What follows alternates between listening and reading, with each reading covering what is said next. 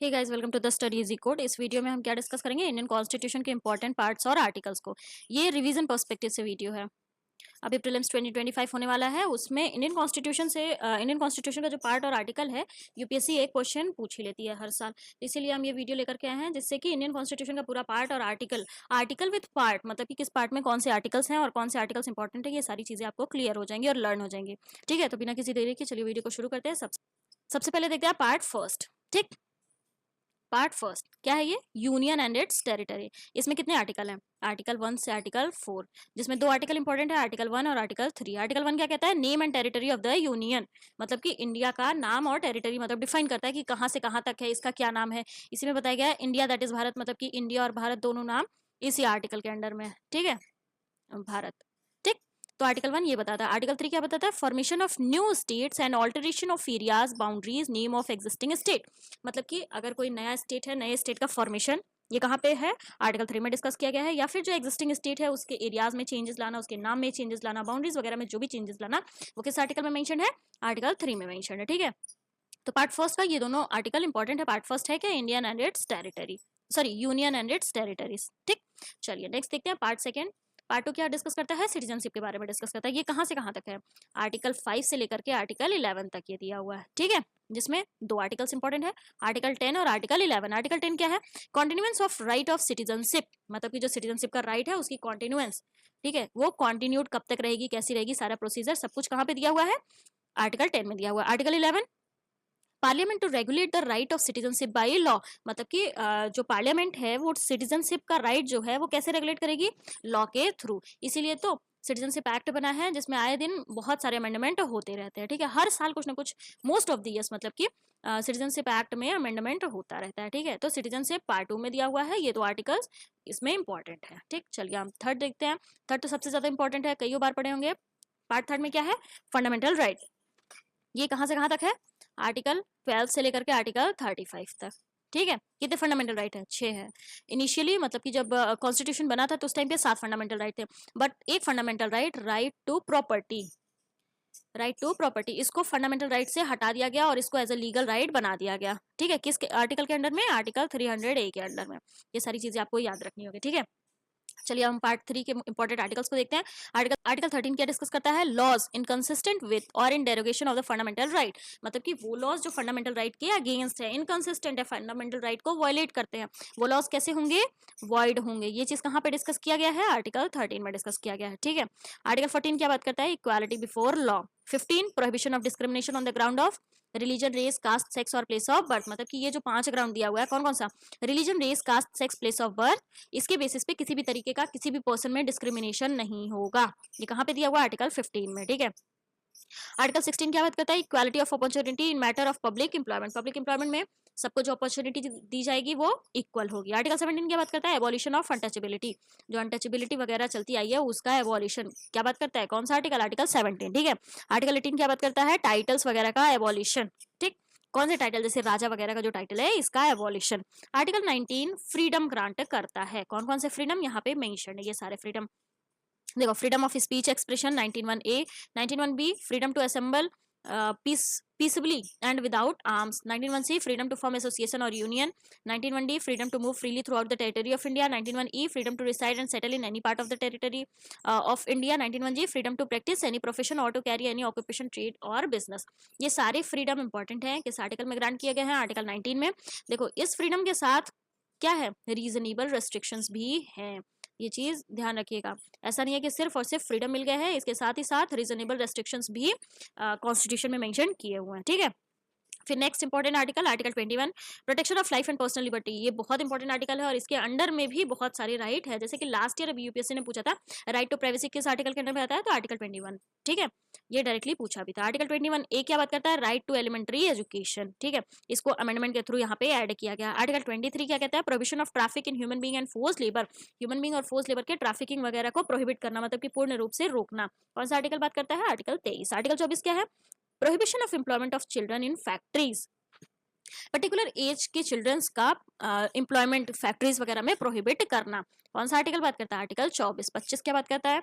Freedom of conscience, free profession practice and progression of religion, article 29 protection of interest of minorities. 30 protection of minorities to establish administer educational institution. ये सारा मतलब कि minority से related है। Article 32 आपको पता ही है, रिट ग्रांट करता है, किसको देता है? सुप्रीम कोर्ट को पास राइट है, सॉरी सुप्रीम कोर्ट के पास राइट है, कौन सी राइट? कि वो किसी भी फंडामेंटल राइट के वायलेट होने पर रिट इशू कर सकता है, ठीक है।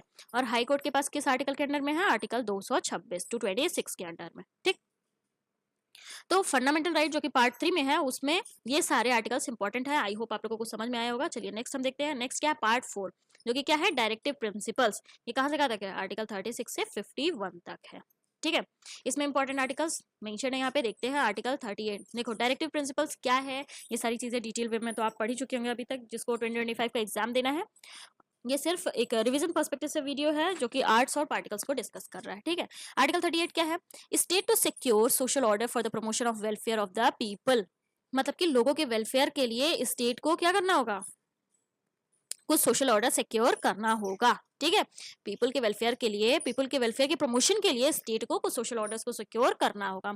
Article 39 A equal justice and free legal aid, ये भी अमेंडमेंट के थ्रू एड ऑन हुआ है। Article 40 organisation of village panchayat. 44 UCC uniform civil code for the citizen.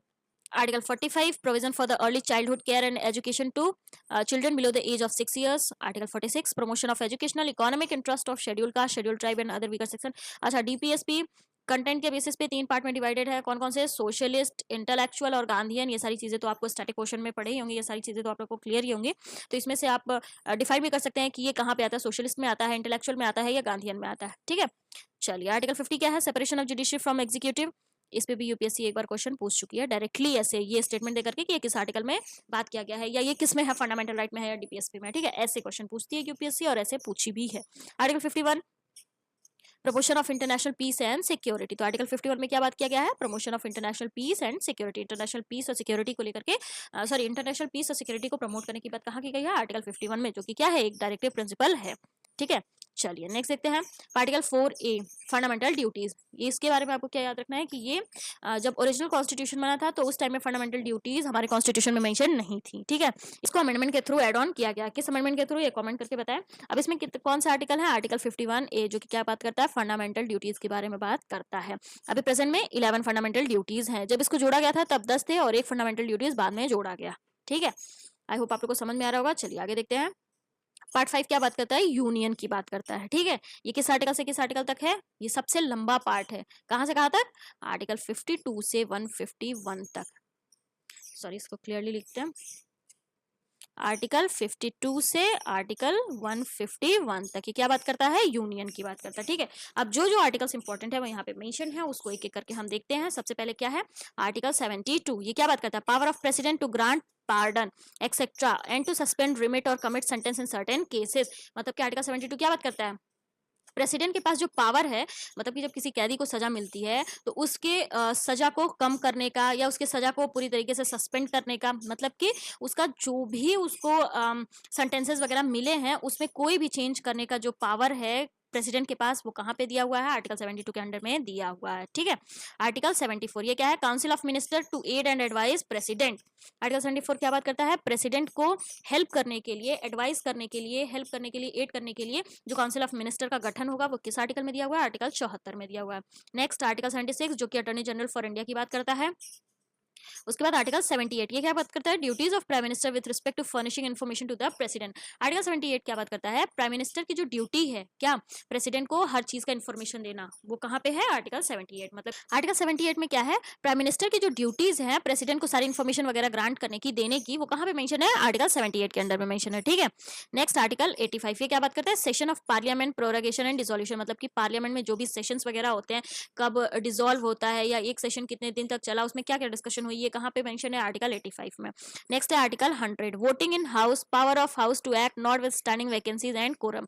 मतलब हाउसेस से रिलेटेड जो भी चीजें हैं, वोटिंग वगैरह, वो कहाँ पे मेंशन है? आर्टिकल 100 में। आर्टिकल 108 108 इसमें क्या है? ज्वाइंट सिटिंग की बात की गई है। किस सिचुएशन में, किस केसेस में दोनों हाउसेस, कौन, लोकसभा राज्यसभा में ज्वाइंट सिटिंग होगी? देखो हर जगह तो ये अलाउड नहीं होता है, मतलब कि हर केसेस में ऐसा अलाउड नहीं होता है कि ज्वाइंट सिटिंग हो, बट कुछ केसेस में होता है।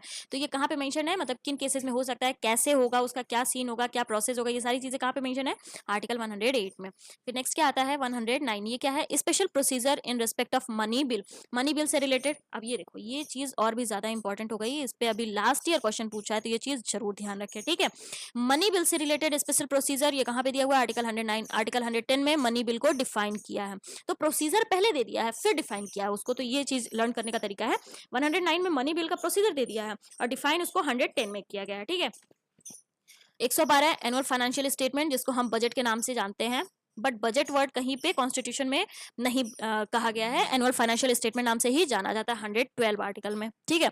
Next important 123 123 power of president to promulgate ordinance during the recess of parliament. 139 conferment of on the supreme court of power to issue certain writs. फिर article 141 law declared by the supreme court to be binding on all courts. Article 141 क्या कहता है, supreme court ने जो भी laws declare किए हैं वो हर कोर्ट पे बाइंडिंग होंगे। ये किस आर्टिकल में है, आर्टिकल 141 में, ठीक है। नेक्स्ट है आर्टिकल 143, जो कि क्या बात करता है, power of president to consult the supreme court. Article 43 president को पावर देता है कि सुप्रीम कोर्ट से कंसल्ट करेंगे। आर्टिकल 148 कैग के बारे में बात करता है, CAG controller and auditor general of India. Article 149 duties and power of controller and auditor general of India, मतलब कि 148 में कैग के बारे में बात किया गया है, 149 में उनकी ड्यूटीज वगैरह को मेंशन किया गया है, ठीक है। तो ये ओवरऑल हो गया पार्ट 5 यूनियन, आर्टिकल 52 से आर्टिकल 151, जो कि बहुत ही ज्यादा इंपॉर्टेंट है। इसमें जो मेन इंपॉर्टेंट आर्टिकल्स है वो हमने यहाँ पे डिस्कस कर लिया। आई होप आप लोगों को चीजें समझ में आएंगे। चलिए हम नेक्स्ट देखते हैं। अब यूनियन के बाद क्या आएगा, स्टेट आएगा, जो कि कहाँ पे मेंशन है, पार्ट 6 में मेंशन है, ठीक है। किस आर्टिकल से, 152 से लेकर के 237 तक। ये क्या बात करता है, स्टेट के बारे में बात करता है, ठीक है। अब चलिए इसमें भी जो भी इंपॉर्टेंट आर्टिकल्स है उसको हम देखते हैं। देखो इसमें पहला आर्टिकल क्या है, आर्टिकल 155, ये किसकी बात करता है, गवर्नर के अपॉइंटमेंट की बात करता है, ठीक है।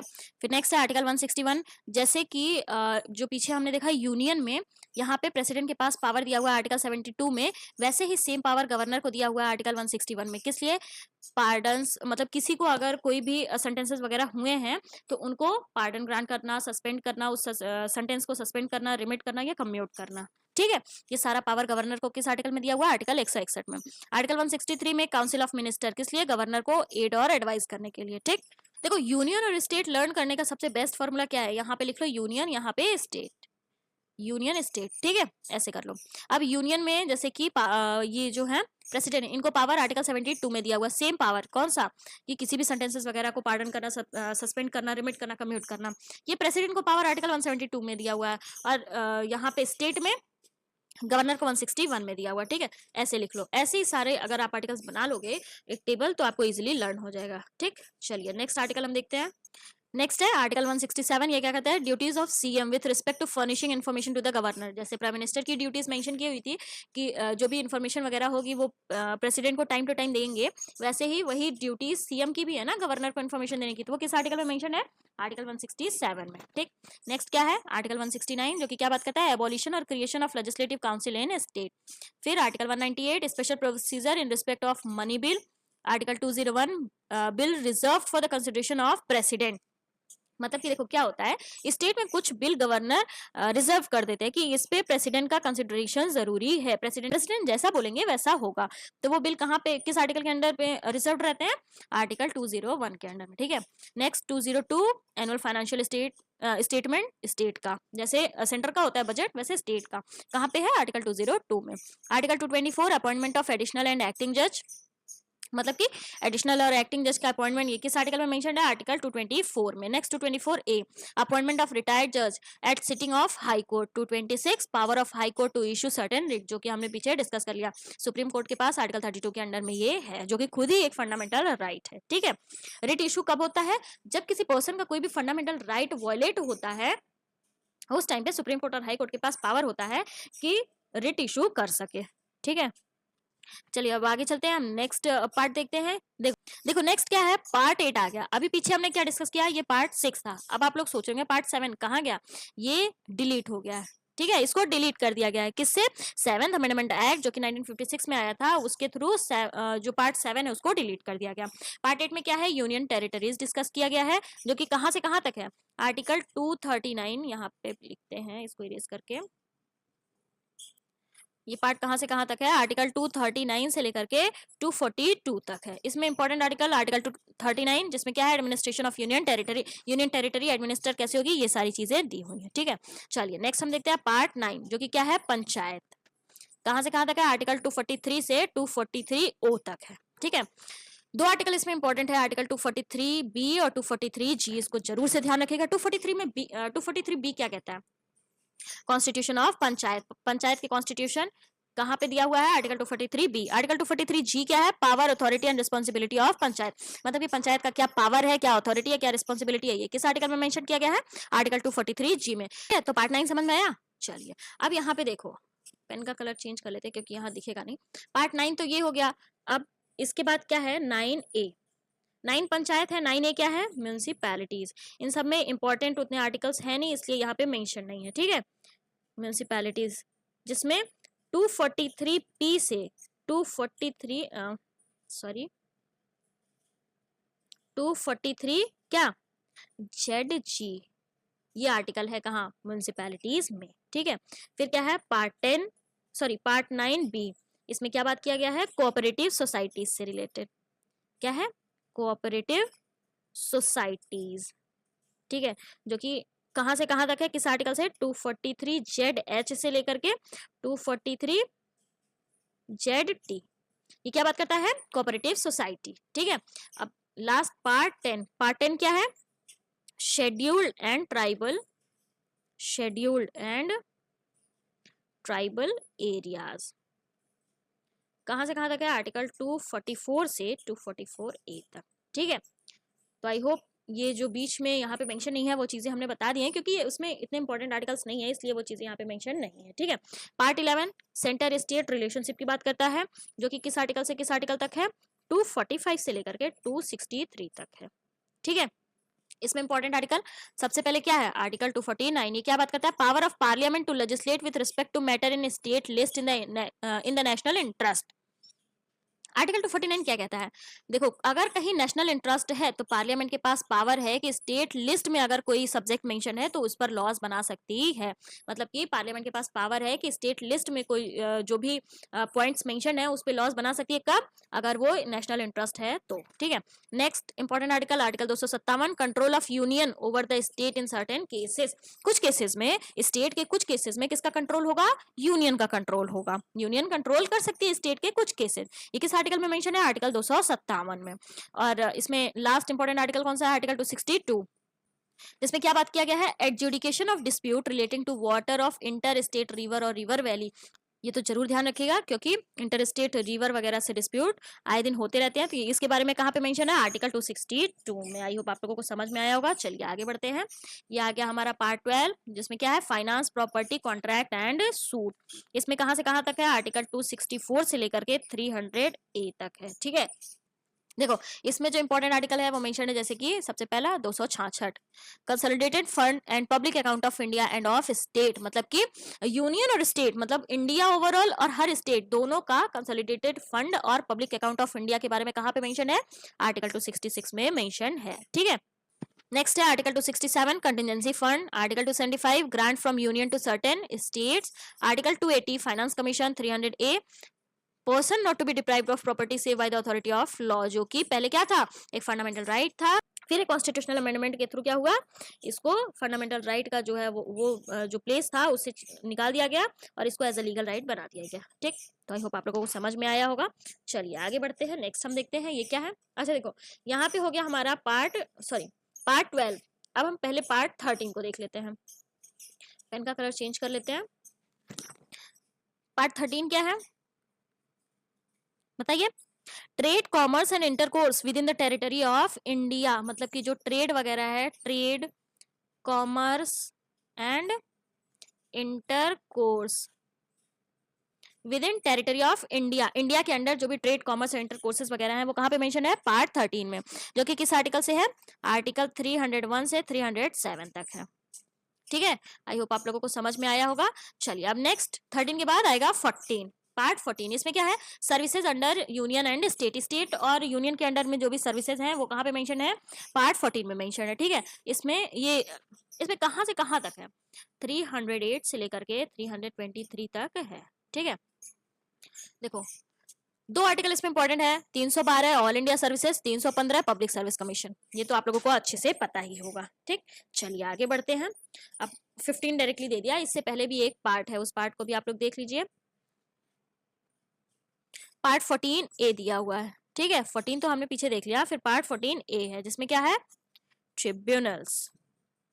किस आर्टिकल से है, 323 ए से लेकर के 323 बी तक।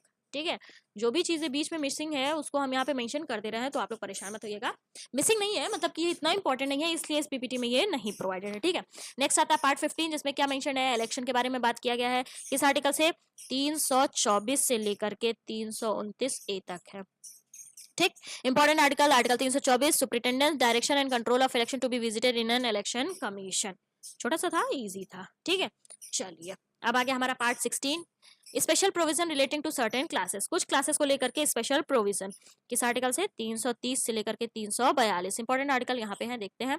सबसे पहले 335, claim of schedule caste and schedule tribe to services and post. ठीक है, शेड्यूल कास्ट और शेड्यूल ट्राइब के पास ये राइट है कि पर्टिकुलर सर्विसेज और पोस्ट वगैरह को लेकर के क्लेम कर सकते हैं। Article 338, national commission for schedule caste, schedule caste, और 338 A national commission for schedule tribe, important है, जरूर ध्यान रखिएगा। 340, appointment of commission to investigate the condition of backward classes, backward classes के कंडीशन को इन्वेस्टिगेट करने के लिए एक कमीशन का अपॉइंटमेंट, ये कहाँ पे दिया हुआ है, आर्टिकल 340 में दिया हुआ है। ठीक है, समझ में आ रहा है ना, ये क्या है, पार्ट 16 है। ठीक है, चलिए हम पार्ट 17 में चलते हैं, जो कि क्या बात करता है, ऑफिशियल लैंग्वेज की बात करता है। आर्टिकल 343 से लेकर के 351 तक।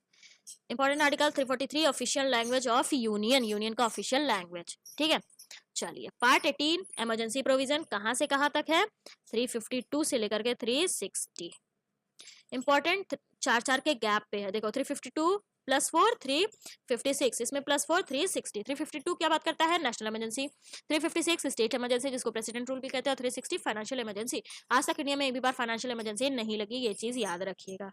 ठीक है, नेक्स्ट है part 19, miscellaneous. Important article 352, proclamation of emergency. 356, provision in case of failure of constitutional machinery in state, जो कि एक ग्राउंड है प्रेसिडेंट रूल का ही। ठीक है, next article 360, financial emergency. 365, effect of failure to comply with और to give effect to the direction given by the union. ये सब इतना इंपॉर्टेंट नहीं है, लेकिन आप देखते चलिए। पार्ट 20, अमेंडमेंट, ये इंपॉर्टेंट है। पार्ट 20 में क्या बात किया गया है, अमेंडमेंट, जिसमें एक ही आर्टिकल है, आर्टिकल 368। ये क्या करता है, पार्लियामेंट को पावर देता है कि वो कॉन्स्टिट्यूशन के किसी भी पार्ट को क्या कर सकते हैं, अमेंड कर सकते हैं।